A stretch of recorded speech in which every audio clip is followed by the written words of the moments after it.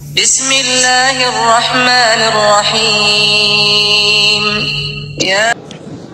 কষ্টের মধ্য দিয়ে অর্জন, এটাই মানুষকে সম্মানিত করে, এটাই মানুষকে বড় করে। পৃথিবীর সব ক্ষেত্রেই এই ঘটনাগুলোই ঘটে। তো সে জায়গায় আমি তোমাদের পাশাপাশি এখানে যারা অভিভাবক আছেন, অভিভাবকদের প্রতিও আন্তরিকভাবে অভিনন্দন, কৃতজ্ঞতা জানাচ্ছি যে আপনাদের মানসিক সকল সাপোর্ট থেকেই আপনাদের সন্তানরা, আপনাদের পরিবারের সদস্য, আপনার ভাই অথবা বোন আজকে অর্জন করেছেন। আমি এই অর্জনের পাশাপাশি কিছু বিষয় একটু স্মরণ করিয়ে দিতে চাই। আজকে যে অর্জনটা করেছো, এটা কি আমাদের জীবনের শেষ অর্জন? এর আগেও হয়তো অনেক অর্জন করেছিলাম। ক্লাস 1 থেকে রুল হয়তো 1 ছিলাম, ক্লাসে ফার্স্ট বয় ছিলাম, ফার্স্ট গার্ল ছিলাম। এভাবে করতে করতে এখন এসএসসি লেভেলটা পার করেছি। এই এসএসসির পরেও আমাদের জন্য অনেকগুলো লেভেল এখনো বাকি আছে। আমাদের জীবন কতদিন শেষ হবে কেউ কি জানি? কে কে জানি যে ভাই আমার মতো, আমি জানা আছে যে আমি ইনশাল্লাহ আগামী 10 বছর পৃথিবীতে থাকবো, এটা আমি কনফার্মেশন দিচ্ছি। অথবা বাংলাদেশে গড় আয়ু 60 to 70 ভ্যারি করে। আমি ইনশাল্লাহ 70 ইয়ার্স এই পৃথিবীতে স্থায়ী থাকবো, এরকম কি কারো নিশ্চয়তা আছে? নেই। তাহলে আমাদের জীবন কার কখন শেষ হবে সেটা আমরা জানি না, কিন্তু এতটুকু জানি জীবন কখনো সমান্তরালভাবে চলে না, জীবনে উত্থান পতন থাকে। কোরআনে এই বিষয়টাকে এভাবে উপস্থাপন করেছে, ফাই ইন্না মাআল উসরি ইউসরা, ফাই ইন্না মাআল ইসরি ইউসরা, যে মানুষের সহজ অবস্থার পরে একটা কঠিন অবস্থা আসে, আবার কোন একটা কঠিন অবস্থার পরে একটা সহজ অবস্থা আছে। আজকে যদি আমরা মনে করি যে আমাদের এসএসসি A+টাই আমার জীবনের সব কিছু হয়ে গেছে, তাহলে আমার জন্য সামনের দিনের আলটিমেট জায়গায় পৌঁছাটা বেশ কঠিন হয়ে যাবে। এই জন্য আমার জীবনে হাসি আসবে, মাঝে মাঝে কান্না করতে হবে, অনেকবার নীরবে নিবৃত্তে কান্না করতে হবে, সেটা কেউ দেখবে কেউ দেখবে না। জীবনে অনেক হতাশার কারণ এসে সামনে দাঁড়াবে, কিন্তু আমি আমার স্বপ্নকে, আমার লক্ষ্যে পৌঁছার জন্য আপ্রাণ চেষ্টা চালিয়ে যাবে। তোমাদেরকে একটু সতর্ক করি, সতর্ক করা হচ্ছে। সেলিব্রেশন তো করেছি, একটু সতর্ক করি। নিঃসন্দেহে আমার আগের বক্তারা ওই বিষয়গুলো বলেছেন। 2025 সালে তোমরা এসএসসি পরীক্ষা দিয়েছিলে 19 লক্ষ, একসাথে 19 লক্ষ প্লাস এসএসসি পরীক্ষা দিয়েছিলে। সেখান থেকে তোমরা A+ পেয়েছে 1,39,000। তার মানে বিশাল একটা সংখ্যা A+ পায়নি। মজার বিষয় হচ্ছে তোমার পরবর্তী যে ধাপগুলোতে তুমি যাবা, এইচএসসি বা আলিম পরীক্ষার পর যে বিশ্ববিদ্যালয় অথবা মেডিকেল, এটাই তো আমাদের ম্যাক্সিমামের স্বপ্ন, যে আমরা একটা পাবলিক বিশ্ববিদ্যালয়ে ভর্তি হব অথবা আমি মেডিকেলে চান্স পাবো। কিন্তু এটাকে তুমি মজার বিষয় বলতে পারো, আবার হতাশার বিষয় বলতে পারো, আবার তোমার জন্য চ্যালেঞ্জ হিসেবে একটা দায়িত্ব হিসেবে নিতে পারো, যে সেখানে সবগুলো পাবলিক বিশ্ববিদ্যালয় মেডিকেল যোগ করলে সিট সংখ্যা দাঁড়ায় 61,449।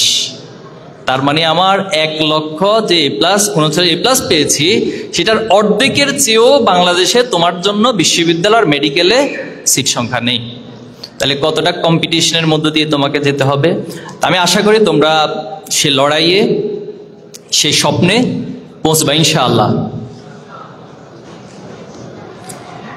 আমাদের জীবনে অনেক অর্জন আছে, অর্জনের পর সফলতা। একটু খেয়াল করো শব্দটা, আমি জানি না খুব কঠিন হবে কিনা। অর্জন এবং সফলতা দুটোর মধ্যে পার্থক্য আছে। অর্জন মানে কোন একটা জিনিস আমার ঝুলিতে আসলো, আর সফলতার একটা টার্গেট থাকে, একটা গোল থাকে। সেই গোল যখন পুরোপুরি অ্যাচিভ হয় সামষ্টিকভাবে, তখন সেটাকে আমরা সফল বলতে পারি। আর আরেকটা শব্দ আমরা এটার সাথে যুক্ত করতে পারি, যে চূড়ান্ত সফলতা অথবা আলটিমেট সফলতা। তুমি ক্লাস 8-এ বৃত্তি পরীক্ষা দিয়েছো, বৃত্তি পাইছো, এটা একটা অর্জন, এটা নট তোমার সফলতা। কারণ তুমি বৃত্তি পরীক্ষা পেয়ে তুমি এসএসসিতে এসে ফেলও করতে পারো, এরকম অসংখ্য তোমার বন্ধুর ক্ষেত্রে ঘটেছে। আবার তুমি এসএসসিতে A+ পাইছো, এটা তোমার অর্জন, কিন্তু তুমি যখন ইন্টারমিডিয়েটে ফেল করবা অথবা A+ পাবা না, তখন এটা তোমার জন্য একটা ব্যর্থতা, যেটাকে আমরা সফল বলতে পারি না।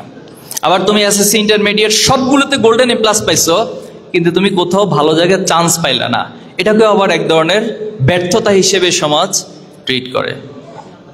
আর এভাবে করে আমি আমার প্রফেশনাল লাইফেও খুব ভালো কিছু অর্জন করলাম।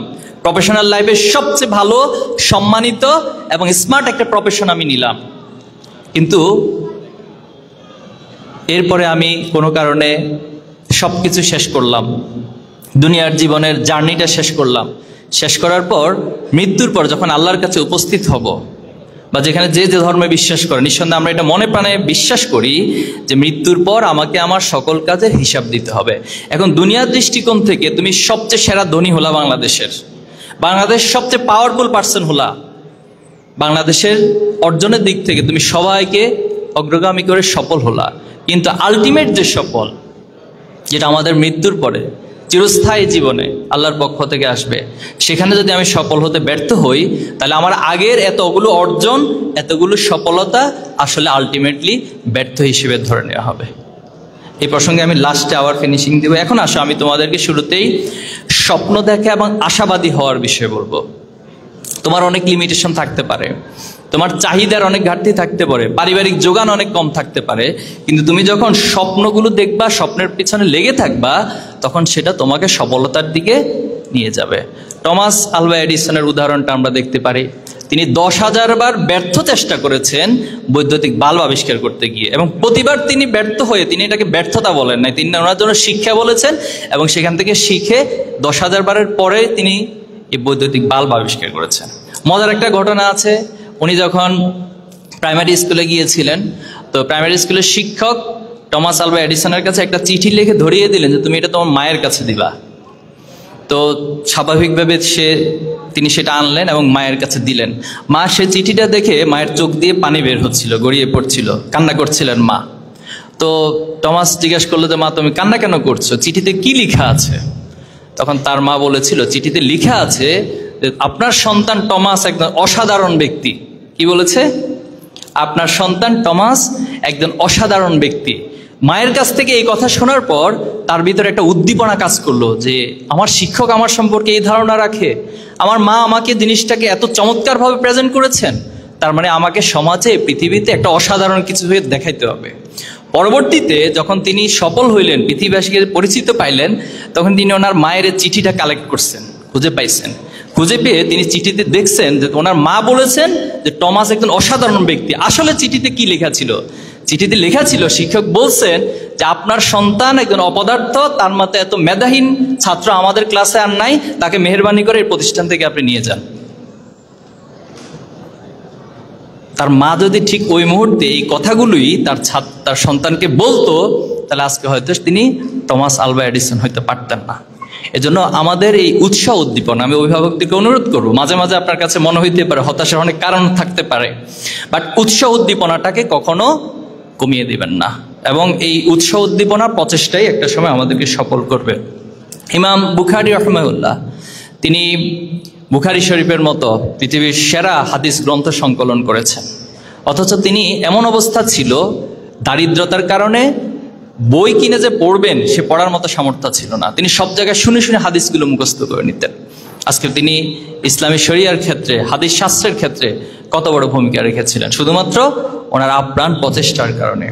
আমরা ইবনে সিনার কথা নিঃসন্দেহে জানি, চিকিৎসা বিজ্ঞানে তিনি অসাধারণ অবদান রেখেছেন। ক্যানন অফ মেডিসিন, ওনার যে রচিত বই, সেটা চিকিৎসা বিজ্ঞানের একটা আমূল পরিবর্তন ঘটিয়ে দিয়েছে পুরো পৃথিবীতে। অথচ সেই ইবনে সিনাও তার পারিবারিকভাবে খুব দারিদ্র ছিলেন। এজন্য আমাদের কাছে মাঝে মাঝে হতাশার অনেক কারণ আসতে পারে, বাট আমরা হতাশ হব না। হেলেন কিলার ছিলেন আমেরিকান ঔপন্যাসিক।